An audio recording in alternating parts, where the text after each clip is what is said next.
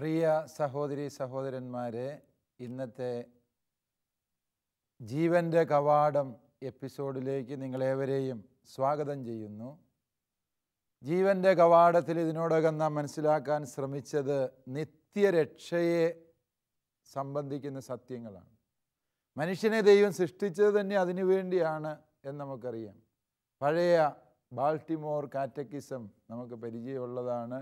ദൈവം നിന്നെ സൃഷ്ടിച്ചത് എന്തിനു വേണ്ടി? തന്നെ അറിഞ്ഞ് സ്നേഹിച്ച് തൻ്റെ പ്രമാണങ്ങൾ കാത്ത് ദൈവത്തിൽ എത്തിച്ചേർന്ന് നിത്യജീവൻ പ്രാപിക്കാനാണ് ദൈവം മനുഷ്യനെ സൃഷ്ടിച്ചത്. അതുകൊണ്ട് ഈ നിത്യസത്യങ്ങളെക്കുറിച്ചുള്ള പഠനം എന്ന് പറഞ്ഞാൽ മനുഷ്യൻ്റെ പരമമായ ലക്ഷ്യത്തെക്കുറിച്ചുള്ള പഠനമാണ്. ആ പഠനത്തിൽ നമ്മൾ ഈ സ്വകാര്യ വെളിപാടുകളെ എപ്രകാരം വ്യാഖ്യാനിക്കാൻ പറ്റും എന്നുള്ളതാണ് നമ്മൾ മനസ്സിലാക്കാൻ വേണ്ടി ശ്രമിച്ചത്. ഈ സ്വകാര്യ വെളിപാടുകളെക്കുറിച്ചുള്ള വ്യാഖ്യാനത്തിൽ ഇന്ന് ചില വിശുദ്ധർക്ക് കിട്ടിയ ചില ദർശനങ്ങളുടെ വെളിച്ചത്തിൽ നമ്മൾ എപ്രകാരം സഭയുടെ പ്രബോധനങ്ങളെ മനസ്സിലാക്കാൻ സാധിക്കും എന്നുള്ളതാണ് പഠിക്കാൻ ശ്രമിക്കുക. ഈ പഠനത്തിൽ നമ്മൾ എപ്പോഴും മനസ്സിലാക്കേണ്ടത് ഈ ദർശനങ്ങളുടെ വെളിച്ചത്തിൽ അല്ല തിരുസഭ തൻ്റെ പ്രബോധനം നൽകുക, മറിച്ച് തിരുസഭയുടെ പ്രബോധനങ്ങളുടെ വെളിച്ചത്തിൽ എങ്ങനെ ഈ ദർശനങ്ങളെ നമുക്ക് മനസ്സിലാക്കാൻ സാധിക്കും എന്ന് പറഞ്ഞാൽ സഭയുടെ വിശുദ്ധരും വേദപാരംഗതരുമായ ഈ പുണ്യാത്മാക്കൾക്ക് കിട്ടിയതായി അവർ രേഖപ്പെടുത്തിയിരിക്കുന്ന പല ദർശനങ്ങളുണ്ട്. ആ ദർശനങ്ങളിലെ ആശയങ്ങളെ തിരുസഭയുടെ പ്രബോധനങ്ങളുടെ വെളിച്ചത്തിൽ എങ്ങനെ നമുക്ക് മനസ്സിലാക്കാൻ കഴിയും എന്നുള്ളതാണ് നമ്മൾ ഇന്നത്തെ ക്ലാസ്സിൽ പ്രധാനമായും ചർച്ച ചെയ്യുക. ഇന്ന് നമ്മൾ എടുത്തിരിക്കുന്ന വിഷയം ശുദ്ധീകരണ സ്ഥലം, പർഗറ്ററി എന്ന് വിളിക്കുന്ന ശുദ്ധീകരണ സ്ഥലത്തെക്കുറിച്ചാണ്. ഈ ശുദ്ധീകരണ സ്ഥലത്തെക്കുറിച്ച് നമുക്കറിയാം, വിശുദ്ധ ഗ്രന്ഥത്തിൽ പരാമർശങ്ങളുണ്ട്. പല ക്രൈസ്തവ സമൂഹങ്ങളും ശുദ്ധീകരണ സ്ഥലം ഇല്ല എന്ന് പറയുന്നവരുണ്ട്. ലൂതറിൻ്റെ നേതൃത്വത്തിലുള്ള പ്രൊട്ടസ്റ്റൻ്റ് സഭാവിഭാഗങ്ങൾ ശുദ്ധീകരണ സ്ഥലത്തെ നിഷേധിച്ചിട്ടുണ്ട്. ശുദ്ധീകരണ സ്ഥലത്തെക്കുറിച്ചുള്ള വിശുദ്ധ ഗ്രന്ഥത്തിലെയും സഭാത്മകവുമായ കാഴ്ചപ്പാടുകളെ നമ്മൾ ഈ ക്ലാസ്സിൻ്റെ അവസാനം വിശദീകരിക്കും. ഇപ്പോൾ ആരംഭത്തിൽ ഞാൻ നിങ്ങളോട് പങ്കുവയ്ക്കുന്നത് ഏതാനും വിശുദ്ധർക്ക് കിട്ടിയ ചില ശുദ്ധീകരണ സ്ഥല ദർശനങ്ങളെക്കുറിച്ചാണ്. അതിൽ ഏറ്റവും പ്രധാനപ്പെട്ടതെന്ന് എനിക്ക് തോന്നിയത് വിശുദ്ധ മരിയ ഫൗസ്തീന കോവാൽസ്കി.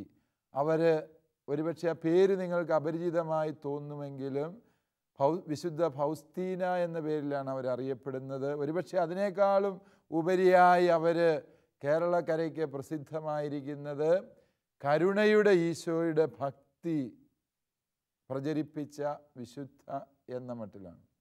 കരുണയുടെ ഈശോ ഇന്ന് കേരളത്തിൽ പലയിടത്തും അപ്രകാരമുള്ള തീർത്ഥാടന കേന്ദ്രങ്ങൾ നമുക്ക് കാണാൻ കഴിയും. ആ ഭക്തി പ്രചരിപ്പിച്ച്, നമുക്കറിയാം ഇവരൊരു പോളിഷ് വിശുദ്ധയാണ് എന്ന് പറഞ്ഞാൽ പോളണ്ടുകാരിയാണ്. വിശുദ്ധനായ ജോൺ പോൾ രണ്ടാമൻ മാർപ്പാപ്പയാണ് ഇവരുടെ ഈ ദർശനങ്ങളെ സൂക്ഷ്മമായി പഠിക്കുകയും തൻ്റെ നാട്ടുകാരി കൂടിയായി വിശുദ്ധയുടെ കാഴ്ചപ്പാടുകളെയും വിശിഷ്യ കരുണയുടെ ഈശോയോടുള്ള ഭക്തിയും പ്രചരിപ്പിച്ചതിൽ വിശുദ്ധനായ ജോൺ പോൾ രണ്ടാമൻ മാർപ്പാപ്പായ്ക്ക് പ്രത്യേകമായ സ്ഥാനമുണ്ട് എന്നുകൂടി നമ്മൾ ഇവിടെ എടുത്തു പറയേണ്ടതുണ്ട്. അവർക്ക് 1936 ലഭിച്ച ഒരു ദർശനമാണ് ഈ ശുദ്ധീകരണ സ്ഥലത്തെക്കുറിച്ചുള്ള ദർശനം. ശുദ്ധീകരണ സ്ഥലത്തെക്കുറിച്ച് അവർ കണ്ട ദർശനങ്ങൾ വളരെ സുദീർഘമായ ദർശന വിവരണങ്ങളുണ്ട്. 100 കണക്കിന് പേജുകൾ അതേക്കുറിച്ച് എഴുതപ്പെട്ടിട്ടുണ്ട്. അതിൽ 3 ആശയങ്ങൾ മാത്രമേ ആ ദർശനത്തിൽ നിന്ന് ഞാൻ എടുക്കുന്നുള്ളൂ. ഒന്നാമതായി അവർ പറയുന്നത് ഈ ശുദ്ധീകരണ സ്ഥലം എന്ന് പറയുന്നത് വലിയ അഗ്നിനാളങ്ങളുടെ ഒരു സ്ഥലമായിട്ടാണ് അവർ കാണുന്നത്. ശുദ്ധീകരണ സ്ഥലത്തിൽ ആത്മാക്കൾ കഠിനമായ വേദന അനുഭവിക്കുന്നു. നമുക്കറിയാം, തീക്കകത്ത് കിടന്ന് വേകുക, പൊള്ളുക എന്ന് പറഞ്ഞാൽ മനുഷ്യന് സങ്കല്പിക്കാവുന്നതിലെ ഏറ്റവും കഠോരമായ വേദനകളിൽ പെട്ടതാണ് ഈ അഗ്നി കൊണ്ടുള്ള പൊള്ളൽ. ഒരു ചെറിയ പൊള്ളൽ നമ്മുടെ വിരലിൽ തൊടുമ്പോഴുള്ള അസ്വസ്ഥത നമുക്കറിയാം. അങ്ങനെയെങ്കിൽ ജീവനോടെ ഈ അഗ്നിയിൽ കിടന്ന് വേവുക എന്ന് പറയുന്ന അതികഠോരമായ വേദന, അതാണ് അവർ കണ്ട ശുദ്ധീകരണ സ്ഥലത്തിലെ പീഠകളുടെ ഒരു ചിത്രം എന്ന് പറയും.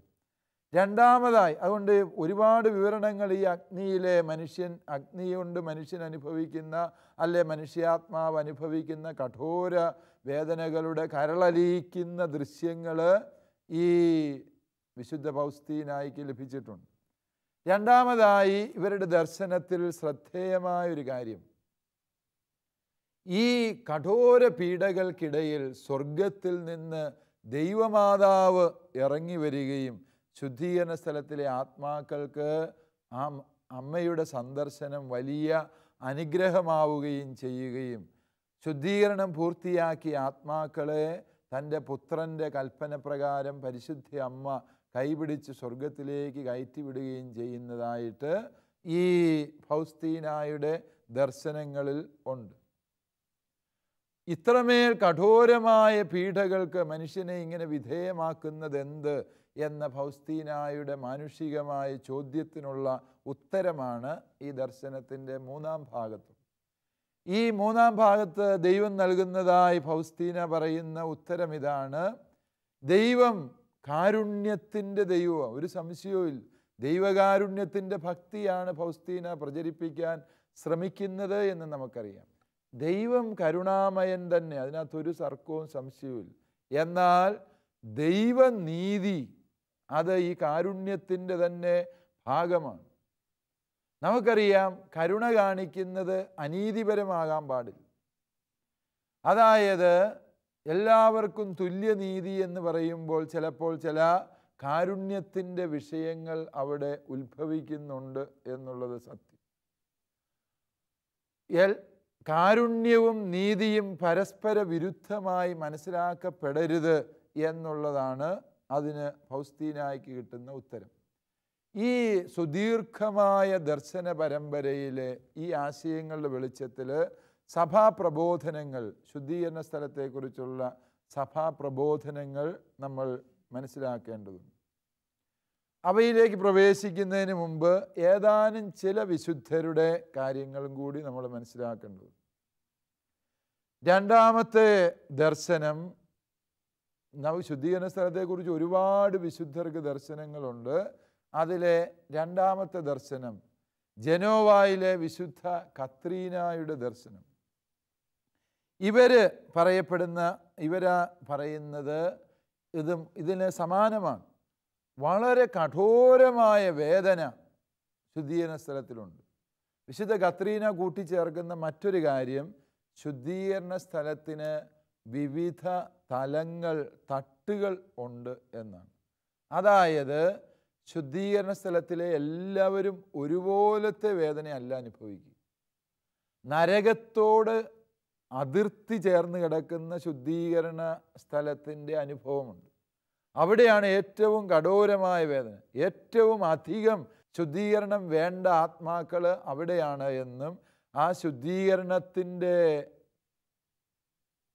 പടികൾ കയറും തോറും അവരുടെ പീഡകൾ കുറഞ്ഞു വരുമെന്നും ശുദ്ധീകരണം പൂർത്തിയാക്കുന്ന അവസ്ഥയിൽ സ്വർഗഭാഗ്യത്തിലേക്ക് അവർ പ്രവേശിക്കുന്നു എന്നുമാണ് ഈ വിശുദ്ധ കത്രീന കണ്ട ദർശനത്തിൻ്റെ പൊരുൾ. ഇവിടെ പറയുന്നതിൽ വളരെ പ്രധാനപ്പെട്ട ഒരു സത്യമുണ്ട്. കഠോരമായ വേദനകളെക്കുറിച്ച് ഇവർ പറയുന്നുണ്ട് എങ്കിലും ഈ വേദനയുടെ കാരണമായി വിശുദ്ധ കത്രീന പറയുന്നത് വളരെ പ്രധാനപ്പെട്ട ഒരു സത്യമാണ്.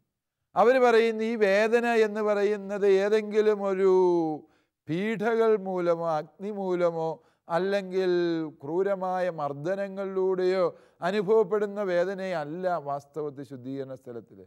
വിശുദ്ധ കത്രീന പറയുന്നു, ഈ വേദന എന്ന് പറയുന്നത് അനന്ത നന്മയായ ദൈവത്തെ എൻ്റെ പാപം കൊണ്ട് ഞാൻ വേദനിപ്പിച്ചല്ലോ എന്ന അനുതാപത്തിൻ്റെ ആന്തരിക താപമാണ് വാസ്തവത്തിൽ ശുദ്ധീകരണ സ്ഥലത്തിലെ പീഡകളുടെ കാരണം എന്നാണ് ഈ വിശുദ്ധ പറയുക.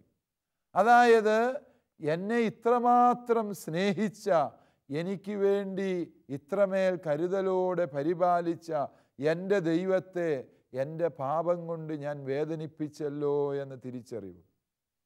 ദൈവത്തെ മുഖാമുഖം കാണുമ്പോഴാണ് ദൈവത്തിൻ്റെ നന്മ ഒരാത്മാവിന് വ്യക്തമാവുക. നമുക്കറിയാം, തെറ്റിദ്ധാരണ കൊണ്ട് നമ്മൾ ഒരാളെ ഉപദ്രവിച്ചു, അല്ലേ? പല സിനിമാ കഥകളിലും കാണുന്നത് പോലെ തെറ്റിദ്ധാരണ കണ്ട് ഒരാളുടെ ജീവൻ തന്നെ നമ്മൾ എടുക്കാൻ ഇടവന്നു. സത്യം അറിഞ്ഞു കഴിയുമ്പോൾ ഇപ്രകാരം പ്രതികാരം ചെയ്ത ഒരു വ്യക്തിക്ക് എന്തുമാത്രം ലജ്ജയും ആത്മനിന്ദയും അതുപോലെ അനുതാപവും തോന്നും. താൻ കാണിച്ചത് മുഴുവനും വിഡ്ഢിത്തമായി പോയല്ലോ, തൻ്റെ ജീവിതം പാഴാക്കി കളഞ്ഞല്ലോ എന്നൊക്കെ ഒരു മനുഷ്യന് മാനുഷികമായി സങ്കടവും ദുഃഖവും തോന്നുന്നത് നമുക്ക് അനുഭവസ്ഥമാണ്. വിശുദ്ധ കത്രീന, ജനോവയിലെ വിശുദ്ധ കത്രീന പറയുന്നത് ഇവരൊരു മിസ്റ്റിക് സെയിൻ്റ് കൂടിയാണ് എന്ന് നമുക്കറിയാം. ഈ കത്രീന പുണ്യവതി പറയുന്നത് ശുദ്ധീകരണ സ്ഥലത്തിലെ വേദന എന്ന് പറയുന്നത് ദൈവം തമ്പുരാനെ ഞാൻ ഇത്ര കണ്ട് വേദനിപ്പിച്ചല്ലോ എന്ന മനുഷ്യാത്മാവിൻ്റെ സങ്കടമാണ് ശുദ്ധീകരണ സ്ഥലത്തിൻ്റെ വേദന. അവർ വിശുദ്ധ ഫൗസ്തീന പറയുന്നതിൽ നിന്ന് വ്യത്യസ്തമായി പറഞ്ഞൊരു കാര്യം ശ്രദ്ധേയമാണ്. അത് ഒരു ബാഹ്യപീഠ എന്നുള്ളതിനേക്കാൾ ഉപരി ദൈവസാന്നിധ്യം അറിഞ്ഞ ഒരാത്മാവിൻ്റെ ആന്തരിക താപം എന്ന അർത്ഥത്തിലാണ് വിശുദ്ധ കത്രീന ശുദ്ധീകരണ സ്ഥലത്തെ വിശദീകരിക്കുന്നത് എന്ന് നമ്മൾ തിരിച്ചറിയണം. വിശുദ്ധ കത്രീന പുണ്യവതി പറയുന്നതിൽ ഒരു കാര്യവും കൂടി ശ്രദ്ധേയമാണ്. ഈ ശുദ്ധീകരണ സ്ഥലത്തിലെ ആത്മാക്കൾക്ക് വരപ്രസാദത്തെ അറിയാനും അനുഭവിക്കാനും കഴിയും എന്ന ഒരാശയം കൂടി ഇവരുടെ ദർശനത്തിൽ നിന്ന് നമുക്ക് വ്യക്തമാണ്. ദർശനം അതേപടി നമുക്ക് വ്യാഖ്യാനിക്കാൻ പോയാൽ ഒരു ദർശനം മുഴുവൻ പറയണമെങ്കിൽ തന്നെ എനിക്ക് ഇതുപോലത്തെ 10 ക്ലാസ്സുകൾ വേണ്ടി വരും. അതുകൊണ്ട് ഈ ദർശനങ്ങളുടെ സൂക്ഷ്മാംശങ്ങളിലേക്കല്ല, ആ ദർശനങ്ങളുടെ പ്രധാന ഉള്ളടക്കത്തിലേക്ക് മാത്രമാണ് നമ്മൾ ഈ ക്ലാസ്സിൽ പ്രവേശിക്കുന്നത് എന്നോർക്ക്. മൂന്നാമതായി അസീസിയിലെ വിശുദ്ധ ഫ്രാൻസിസ് പുണ്യവാളനുണ്ടായ ഒരു ദർശനം. ശുദ്ധീകരണ സ്ഥലത്തെക്കുറിച്ച് ഫ്രാൻസിസ് പുണ്യവാളനുണ്ടായത് ഇതുവരെയുമുള്ളത് ചൂട്, തീയ് തുടങ്ങിയ വിവരണങ്ങളായിരുന്നെങ്കിൽ ഫ്രാൻസിസ് പുണ്യവാളനുണ്ടായത് ഘടകവിരുദ്ധമായൊരു ദർശനം. അദ്ദേഹം പറയുന്നു, ഈ ശുദ്ധീകരണ സ്ഥലത്തിൽ ഉണ്ടാകുന്നത് അസഹനീയമായ അതികഠോരമായ തണുപ്പാണ്. നമുക്കറിയാം, ഈ തണുപ്പ് എന്ന് പറയുന്നത് ഒരുപക്ഷെ നമ്മൾ ഈ ഉഷ്ണമേഖലാ രാജ്യങ്ങളിൽ ജീവിക്കുന്ന ഇന്ത്യക്കാർക്ക് തണുപ്പ് എന്ന് പറയുന്നത് അത്ര വലിയൊരു പ്രശ്നമായിട്ട് തോന്നിയാൽ, അതേസമയം പാശ്ചാത്യ ലോകത്ത് ജീവിക്കുന്ന, അല്ലെങ്കിൽ ഇപ്പോൾ ഇത് കേട്ടുകൊണ്ട് അമേരിക്കയിലും യൂറോപ്പിലും ഇരിക്കുന്നവർക്കറിയാം തണുപ്പ് എത്ര കഠോരമാണ് എന്നുള്ള വസ്തു. തണുത്ത ചൂടിനേക്കാളും ക്രൂരമായ ഒരനുഭവമാണ് തണുപ്പ് എന്ന് അവർക്ക് മനസ്സിലാക്കാൻ സാധിക്കും. ഞാൻ ഓർമ്മിക്കുന്നുണ്ട്, ഒരിക്കൽ ഓസ്ട്രിയയിൽ ഒരു പള്ളിയിൽ വിശുദ്ധ കുർബാന അർപ്പിക്കേണ്ട വന്നു. -40 ഡിഗ്രി തണുപ്പ് വരുന്ന ഒരു സ്ഥലമാണ്. ആ സ്ഥലത്ത് ഈശോയുടെ തിരുരക്തമുള്ള കാസായെ പിടിക്കുക എന്ന് പറഞ്ഞാൽ അത് തണുത്ത ആ കാസ തൊടുക എന്ന് പറഞ്ഞാൽ തീക്കട്ട എടുത്തതുപോലത്തെ കഠോരമായ വേദനയാണ്. നമുക്ക് കൈകൊണ്ടൊന്നും തൊടാൻ പറ്റില്ല. അത്രയ്ക്ക് വലിയ ഒരു പീഡാനുഭവമാണ് ഈ തണുപ്പ് എന്ന് പറയുന്നത്. തണുപ്പ് ഒരു പരിധി കഴിഞ്ഞാൽ തണുപ്പും ചൂടുമൊക്കെ മനുഷ്യ ശരീരത്തെ ഒരുപോലെ തന്നെ പീഡിപ്പിക്കുന്നു എന്ന് പറയുന്നതാണ് സത്യം. വിശുദ്ധ അസീസി പുണ്യാളൻ പറയുന്നതും ഈ തണുപ്പ് എന്ന് പറഞ്ഞാൽ അതും ഒരു പീഡനോപാധിയായി, അല്ലെങ്കിൽ ഒരു ശുദ്ധീകരണ ഉപാധിയായി ശുദ്ധീകരണ സ്ഥലത്തിൽ അനുഭവിക്കേണ്ടി വരുന്നു എന്നുള്ളതാണ്. നാലാമത് ഒരു ദർശനം പങ്കുവയ്ക്കാനുള്ള, ഒരുപക്ഷെ ശുദ്ധീകരണ സ്ഥലത്തെക്കുറിച്ചുള്ള വളരെ വ്യക്തിപരമായ ഒരു ദർശനം എന്ന് പറയാവുന്നത് വിശുദ്ധ ലുഡ്വീനായുടെ ദർശനങ്ങളാണ്. ഒരുപക്ഷെ ശുദ്ധീകരണ സ്ഥലത്തെക്കുറിച്ചുള്ള ഏറ്റവും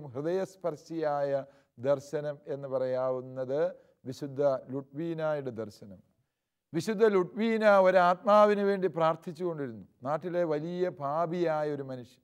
അവരുടെ മാനസാന്തരത്തിന് വേണ്ടി, ആ വ്യക്തിയുടെ മാനസാന്തരത്തിന് വേണ്ടി ഈ വിശുദ്ധ പ്രാർത്ഥിച്ചു കൊണ്ടിരുന്നു. ഈ വ്യക്തി മാനസാന്തരപ്പെട്ടു. തിന്മയുടെ വഴികൾ ഉപേക്ഷിക്കാനും ദൈവത്തിങ്കലേക്ക് തിരിച്ചു വരാനും ആ വ്യക്തി തീരുമാനിച്ചു. ഇങ്ങനെയുള്ളൊരു വ്യക്തി കുമ്പസാരിച്ച് പൂർണ്ണ പാപവിമോചനം നേടി പരിഹാരം ചെയ്യുന്നതിന് മുൻപേ മരിക്കാനിട വന്നു. വിശുദ്ധ ലുഡ്വീനായിക്ക് ഭയങ്കര ആകാംക്ഷയായി. ഇപ്രകാരം പൂർണ്ണമായും അനുതപിച്ചിട്ടുമില്ല, പൂർണ്ണമായി പരിഹാരം ചെയ്തിട്ടുമില്ലാത്തൊരാത്മാവ്. എന്നാൽ ആ വ്യക്തി മാനസാന്തരപ്പെടാൻ തീരുമാനിച്ചു. അതിനുവേണ്ടി കുറേ കാര്യങ്ങൾ ചെയ്തു, കുറേ പാപങ്ങൾ ഏറ്റുപറഞ്ഞ് പാപമോചനം നേടിയിട്ടുമുണ്ട്. ഇങ്ങനെ ഒരു ആത്മാവ് മരിച്ചു കഴിഞ്ഞാൽ എന്തായിരിക്കും സംഭവിക്കുക? വിശുദ്ധ ലുഡ്വീന കർത്താവിനോടത് പ്രാർത്ഥിച്ചപ്പോൾ ലുഡ്വീനായെ കർത്താവ് കാവൽ മാലാഖയുടെ നിയന്ത്രണത്തിൽ ശുദ്ധീകരണ സ്ഥലത്തിൽ എത്തിച്ച് ദർശനം കൊടുത്തു എന്നതാണ് ഈ ദർശനത്തിൻ്റെ ഉള്ളടക്കം. ശുദ്ധീകരണ സ്ഥലത്ത് ചെന്നപ്പോൾ വിശുദ്ധ ലുഡ്വീനായും കാണുന്നുണ്ട് വിവിധ പാപങ്ങൾ ചെയ്തവർക്ക് വ്യത്യസ്ത ശുദ്ധീകരണ മാർഗങ്ങളാണ്. ചിലർക്ക് അഗ്നി മൂലമുള്ള ശുദ്ധീകരണം, വേറെ ചിലർക്ക് കഠോരമായ ഏകാന്തതയുടെ ശുദ്ധീകരണം, വേറെ ചിലരെ മനുഷ്യന് സങ്കല്പിക്കാൻ പോലും ആകാത്തത്ര കഠോരമായ തടവറകളിൽ അടച്ചിട്ട് അവർക്ക് സഹനത്തിലൂടെ ശുദ്ധീകരണം. ലുഡ്വീന ഇതെല്ലാം കണ്ടു നടന്നു വെച്ചിട്ടും താൻ അന്വേഷിച്ച് നടക്കുന്ന ആത്മാവിനെ കാണുന്നില്ല. ഉടനെ ഈ കാവൽ മാലാഖ ഒരു വലിയ മൂടിയുള്ളൊരു കിണറിൻ്റെ മുകളിൽ കയറും. നീ അന്വേഷിക്കുന്ന ആത്മാവ് ഈ കിണറ്റിലാണുള്ളത് എന്ന് പറഞ്ഞത്. ഈ കിണറിൻ്റെ മൂടി മാലാഖ എടുത്തു മാറ്റി. ലുഡ്വീന അമ്പരന്ന് പോയി. കാരണം ഈ കിണറ്റിൽ നിന്ന് ആകാശം മുട്ടെ അഗ്നി ഉയരുന്നു. ഈ അഗ്നിനാളങ്ങൾക്കിടയിൽ താൻ അന്വേഷിച്ച് നടന്ന ആത്മാവിൻ്റെ രൂപസാദൃശ്യം വിശുദ്ധ ലുഡ്വീന കാണും. പിന്നീട് ലുഡ്വീന ഭയന്ന് വിറച്ചു. ഈ കാവൽ മാലാഖ ലുഡ്വീനയ്ക്ക് ആശ്വാസം കൊടുത്തു.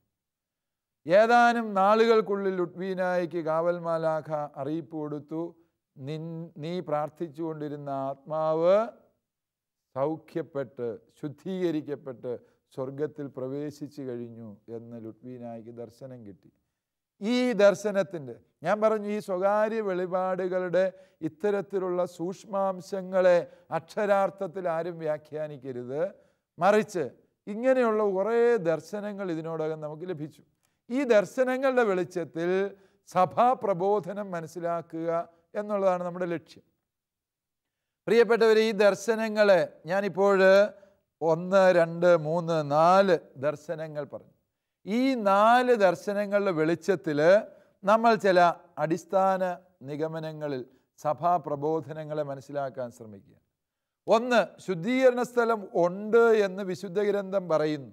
അതിനെ ഈ ദർശനങ്ങളെല്ലാം സാധൂകരിക്കുകയും ചെയ്യും. അതായത് വിശുദ്ധ ഗ്രന്ഥം ശുദ്ധീകരണ സ്ഥലം ഉണ്ട് എന്ന് പറഞ്ഞ സത്യത്തെ ഈ ദർശനങ്ങളിലൂടെ ദൈവം സാധൂകരിച്ചു തന്നു. അതാണ് ഈ ദർശനങ്ങളുടെ ഒന്നാമത്തെ പ്രസക്തി. വിശുദ്ധ ഗ്രന്ഥത്തിൽ പറയുന്നുണ്ട് ശുദ്ധീകരണ സ്ഥലമുണ്ട് എന്ന്. മക്കബായരുടെ 2-ാം പുസ്തകം 12-ാം അധ്യായം 42 മുതൽ 45 വരെയുള്ള തിരുവചനങ്ങളിൽ മരണശേഷവുമുള്ള വിശുദ്ധീകരണ സാധ്യതയെക്കുറിച്ച് പരാമർശിക്കുന്ന വചനഭാഗം നമ്മൾ മനസ്സിലാക്കിയിട്ടുള്ളൂ. തീർച്ചയായും അത് ശുദ്ധീകരണ സ്ഥലമുണ്ട് എന്നുള്ളതിൻ്റെ ഒരു സൂചനയായിട്ട് നമുക്കെടുക്കാവുന്നു. അതുപോലെ തന്നെ കൊറിന്ത്യർക്ക് എഴുതിയ 1-ാം ലേഖനം 3-ാം അധ്യായം 12 മുതൽ 15 വരെയുള്ള വാക്യങ്ങളിൽ പൗലോസ് അപ്പോസ്തലൻ പറയുന്നുണ്ട്, കർത്താവിൻ്റെ ആഗമന ദിവസത്തിൽ അഗ്നിയിലെല്ലാം പരിശോധിക്കപ്പെടുന്നു. പരിശോധനയിൽ അഗ്നിയെ അതിജീവിച്ച് പുറത്തു വരുന്നവർ നിത്യഭാഗ്യത്തിന് അർഹരാകും എന്ന് പൗലോസ് അപ്പോസ്തലൻ നൽകുന്നത്, അതായത് ദൈവത്തിൻ്റെ വിധിയും വിധിയെ തുടർന്ന് അഗ്നിയിലൂടെയുള്ള ശുദ്ധീകരണവും ആ ശുദ്ധീകരണത്തിന് ശേഷമുള്ള മോക്ഷപ്രാപ്തിയെയും കുറിച്ച് പൗലോസ് അപ്പസ്തോലൻ കൊറിന്ത്യർക്ക് എഴുതിയ 1-ാം ലേഖനം 3-ാം അധ്യായം 12 മുതൽ 15 വരെ വാക്യങ്ങളിൽ നമ്മൾ വായിക്കുന്നു. വീണ്ടും മത്തായി സുവിശേഷത്തിൽ ഈശോ പറഞ്ഞൊരു ഉപമയിൽ പറയുന്നുണ്ട്. 5-ാം അധ്യായം 26-ാമത്തെ വചനത്തിൽ പറയുന്നുണ്ട്, അവസാനത്തെ ചില്ലിക്കാശ് പോലും കൊടുത്തു തീരുന്നത് വരെ അവിടെ നിന്ന് അവൻ പുറത്തു വരില്ല. അപ്പോൾ പുറത്തു വരുന്ന സാഹചര്യങ്ങളുണ്ട്. അവസാനത്തെ ചില്ലിക്കാശ് കൊടുത്തു തീർത്താലേ പുറത്തു വരാൻ സാധിക്കുകയുള്ളൂ. അതായത് മരണശേഷവുമുള്ള വിശുദ്ധീകരണ സാധ്യതയെക്കുറിച്ച് വചനം തരുന്ന മുന്നറിയിപ്പുകൾ. വീണ്ടും മത്തായിയുടെ സുവിശേഷം 12-ാം അധ്യായത്തിൻ്റെ 32-ാമത്തെ തിരുവചനത്തിൽ നമുക്കെല്ലാവർക്കും അറിയാവുന്ന വചനമാണ്, പരിശുദ്ധാത്മാവിനെതിരായ പാപം ഈ ലോകത്തിലോ വരാനിരിക്കുന്ന ലോകത്തിലോ ക്ഷമിക്കപ്പെടില്ല എന്ന് പറയുന്നു. വരാനിരിക്കുന്ന ലോകത്തിലും ക്ഷമിക്കപ്പെടാത്ത പാപം എന്ന് പറയുമ്പോൾ അതിൻ്റെ അർത്ഥം എന്താ? ചില പാപങ്ങൾ വരാനിരിക്കുന്ന ലോകത്തിൽ ക്ഷമിക്കപ്പെടാനുള്ള സാധ്യതയുണ്ട് എന്നാണ് ഈശോ പറഞ്ഞത് എന്ന് സഭാപിതാക്കന്മാർ നമുക്ക് പറഞ്ഞു തരുന്നു.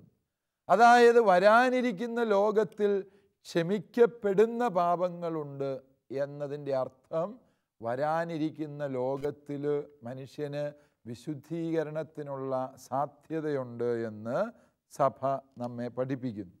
വീണ്ടും വിശുദ്ധ ലൂക്കാ സുവിശേഷം 12-ാം അധ്യായത്തിൻ്റെ 47-48 വാക്യങ്ങളിൽ പറയുന്നുണ്ട്, ഒരുവൻ അറിഞ്ഞുകൊണ്ടാണ് തിന്മ ചെയ്യുന്നതെങ്കിൽ അവൻ കഠിനമായി പ്രഹരിക്കപ്പെടും. എന്നാൽ അറിയാതെയാണ് തിന്മ ചെയ്യുന്നത് എങ്കിൽ അവൻ ലഘുവായേ പ്രഹരിക്കപ്പെടുകയുള്ളൂ. അതായത് എല്ലാ പാപിക്കും നിത്യശിക്ഷയല്ല ഉള്ളത് എന്നുള്ളതിൻ്റെ സൂചനയായി ഈ വചനഭാഗത്തെ നമുക്ക് വ്യാഖ്യാനിക്കാം. ഈ അർത്ഥത്തിൽ ചിന്തിക്കുമ്പോൾ ശുദ്ധീകരണ സ്ഥലത്തിൻ്റെ ആധികാരികതയെ വിശുദ്ധ ഗ്രന്ഥം അസന്നിഗ്ധമായി അർത്ഥശങ്കയില്ലാതെ വെളിപ്പെടുത്തുന്നുണ്ട് എന്നും ഈ വിശുദ്ധരുടെ ദർശനങ്ങൾ വിശുദ്ധ ഗ്രന്ഥത്തിലെ ശുദ്ധീകരണ സ്ഥലം എന്ന ആശയത്തെ സാധൂകരിക്കുകയാണ് ചെയ്യുന്നത് എന്നും നമുക്ക് പ്രഥമത മനസ്സിലാക്കാൻ വേണ്ടി സാധിക്കും. രണ്ടാമതായി നമ്മൾ ഇതിൽ നിന്ന് മനസ്സിലാക്കുന്നത്, പ്രത്യേകിച്ച് വിശുദ്ധ ഫൗസ്തീന പുണ്യവതി പറഞ്ഞ് മാതാവ് ശുദ്ധീകരണ സ്ഥലത്തിലേക്ക് ഇറങ്ങിച്ചെല്ലുന്നു എന്ന് പറഞ്ഞൊരു കാര്യമുണ്ട്. അതുപോലെ തന്നെ വിശുദ്ധ ലുഡ്വീന പറഞ്ഞു, ഈ ഭൂമിയിലിരുന്ന് ലുഡ്വീന പ്രാർത്ഥിച്ചപ്പോൾ ശുദ്ധീകരാത്മാക്കളുടെ മോചനം എളുപ്പത്തിലായി എന്ന് പറയും. അതായത് ഈ സഭ എന്ന് പറയുന്നതിൻ്റെ 3 തലങ്ങൾ നമുക്കറിയാം. ഒന്ന് സ്വർഗത്തിലെ വിജയസഭ, ശുദ്ധീകരണ സ്ഥലത്തിലെ സഹനസഭ, ഭൂമിയിലെ സമരസഭ. ഇത് 3ഉം കൂടി ചേർന്നതാണ് സഭ എന്ന യാഥാർത്ഥ്യം. മരിച്ചു പോയവരങ്ങ് പോവുകയല്ല ചെയ്തത്, അവരും ഈ സഭയിലുണ്ട്. നരകത്തിലുള്ള ആത്മാക്കൾ ഒഴികെ ബാക്കി എല്ലാവരും ഈ തിരുസഭയുടെ ഭാഗമാണ്.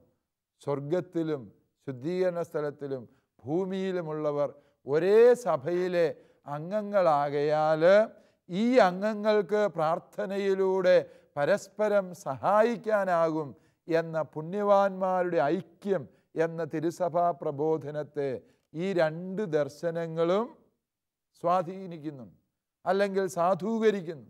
മാതാവ് ശുദ്ധീകരണ സ്ഥലത്തിലെ ആത്മാക്കൾക്ക് ആശ്വാസം നൽകുന്നതായും ഭൂമിയിലിരുന്ന് വിശുദ്ധ ലുഡ്വീന പ്രാർത്ഥിച്ചപ്പോൾ ശുദ്ധീകരാത്മാക്കളെ രക്ഷപ്പെട്ടതായും സാക്ഷ്യപ്പെടുത്തുമ്പോൾ, പ്രിയപ്പെട്ടവരെ, തിരുസഭയുടെ പ്രബോധനമായ പുണ്യവാന്മാരുടെ ഐക്യം സ്വർഗത്തിലെ വിജയസഭയിലെ അംഗങ്ങൾക്കും ഭൂമിയിലെ സമരസഭയിലെ അംഗങ്ങൾക്കും ശുദ്ധീകരാത്മാക്കളെ മാധ്യസ്ഥ പ്രാർത്ഥനയിലൂടെ സഹായിക്കാനാകും എന്ന ആശയത്തെ ഇവിടെ സ്പഷ്ടമാക്കുന്നുണ്ട് എന്ന് നമുക്ക് മനസ്സിലാക്കാൻ സാധിക്കും.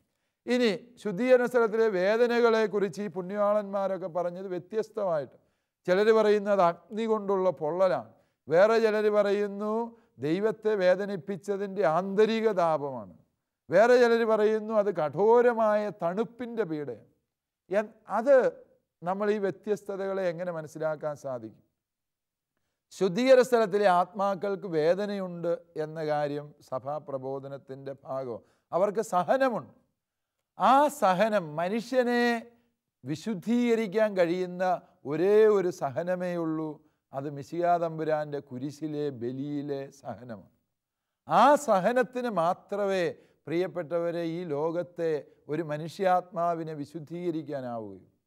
അതുകൊണ്ട് ശുദ്ധീകരാത്മാവ് വിശുദ്ധീകരിക്കപ്പെടുന്നതും ഈശോ മിശിഹായുടെ കുരിശിലെ ബലിയിലെ സഹനം വഴിയാണ് എന്ന കാര്യത്തിൽ ഒരു തർക്കവും പാടില്ല. അതുകൊണ്ട് ശുദ്ധീകരാത്മാവ് പങ്കുചേരുന്ന സഹനമേത് എന്ന് ചോദിച്ചാൽ ഈശോയുടെ കുരിശിലെ ബലിയിലെ സഹനത്തിലാണ് അവർ പങ്കുചേരുന്നത്. കുരിശേ കിടന്ന് ഈശോയ്ക്ക് വേദനയുണ്ടായിരുന്നോ എന്ന ചോദ്യം അപ്രസക്തമാണല്ലോ. എന്നതുപോലെ ശുദ്ധീകരാത്മാവിനും സഹനമുണ്ട് എന്നും ആ സഹനം അത് തീ കൊണ്ട് പൊള്ളിച്ചതോ അല്ലെങ്കിൽ പാമ്പിനെ വിട്ട് കടിപ്പിച്ചതോ അതല്ലെങ്കിൽ ഐസ് കട്ടയ്ക്കകത്ത് കിടത്തിയതോ ഇങ്ങനെയുള്ള സൂക്ഷ്മാംശങ്ങളിലേക്കല്ല നമ്മൾ പോകേണ്ടത്. മറിച്ച് മനുഷ്യനെ വിശുദ്ധീകരിക്കാൻ കഴിയുന്ന ഒരേ ഒരു സഹനം, അത് കുരിശിലെ മിശിഹായുടെ സഹനമാണ്. ആ സഹനത്തിലുള്ള പങ്കാളിത്തമാണ് ശുദ്ധീകരാത്മാക്കളെ വിശുദ്ധീകരിക്കുന്നത്. ആ സഹനത്തെ പ്രതി ഈ ഭൂമിയിൽ നാം ശുദ്ധീകരാത്മാക്കൾക്ക് വേണ്ടി പ്രാർത്ഥിക്കുമ്പോൾ അത് അവരുടെ രക്ഷയ്ക്ക് കാരണമായി തീരുന്നു എന്നും തിരുസഭ പഠിപ്പിക്കുന്നതിലാണ് പ്രിയപ്പെട്ടവരെ നമ്മുടെ ശ്രദ്ധ കൂടുതലായി പതിയേണ്ടത്. അതുകൊണ്ട് ശുദ്ധീകരാത്മാക്കൾക്ക് വേണ്ടി പ്രാർത്ഥിക്കുമ്പോൾ ഈ ഭൂമിയിലെ സഭ ശുദ്ധീകരണ സ്ഥലത്തിലെ സഭയ്ക്ക് വേണ്ടി നടത്തുന്ന ഒരു സഭാത്മക മധ്യസ്ഥ പ്രാർത്ഥനയാണ് എന്നുകൂടി നമ്മൾ ഓർക്കണം. അല്ലാതെ നമ്മൾ ഇവിടെ ഒരാൾക്ക് വേണ്ടി നമ്മൾ പ്രാർത്ഥിച്ച്, ഇപ്പോൾ ഉദാഹരണം എൻ്റെ അപ്പന് വേണ്ടി ഞാൻ പ്രാർത്ഥിക്കുക, മരിച്ചുപോയ എൻ്റെ അപ്പന് വേണ്ടി ഞാൻ പ്രാർത്ഥിക്കുമ്പോൾ അതിൻ്റെ അർത്ഥം ഞാനെന്ന മകൻ എൻ്റെ അപ്പന് വേണ്ടി വ്യക്തിപരമായി നടത്തുന്നൊരു പ്രാർത്ഥനയല്ല. ഞാൻ നടത്തുന്ന പ്രാർത്ഥനയുടെ പുണ്യം ഈ ഭൂമിയിലെ സഭ ശുദ്ധീകരണ സ്ഥലത്തിലെ സഭയ്ക്ക് വേണ്ടി നടത്തുന്ന പ്രാർത്ഥന ആകയാൽ ശുദ്ധീകരാത്മാക്കൾ ആർക്കു വേണ്ടി പ്രാർത്ഥിക്കുമ്പോഴും അത് സഭാത്മകമായ പ്രാർത്ഥനയാകയാൽ അത് എല്ലാ ശുദ്ധീകരാത്മാക്കൾക്കും അതിൻ്റെ ഫലം ലഭിക്കുന്നു എന്ന് തന്നെ നമ്മൾ വിശ്വസിക്കണം. അതുകൊണ്ട് പ്രിയപ്പെട്ടവരെ, ഈ ശുദ്ധീകരണ സ്ഥലത്തെക്കുറിച്ചുള്ള സ്വകാര്യ വെളിപാടുകൾ സഭയുടെ പ്രബോധനത്തെ കൂടുതൽ ആഴത്തിലും അർത്ഥവത്തായും മനസ്സിലാക്കാൻ നമുക്ക് സഹായം ചെയ്യുന്നു എന്ന് തിരിച്ചറിയാൻ കഴിയും. നരകത്തെക്കുറിച്ചും സ്വർഗത്തെക്കുറിച്ചുമൊക്കെയുള്ള സമാനമായ സ്വകാര്യ വെളിപാടുകളെ വരും ക്ലാസ്സുകളിൽ നമ്മൾ വിശകലനം ചെയ്യുന്നതാണ്. ദൈവത്തിന് സ്തുതി.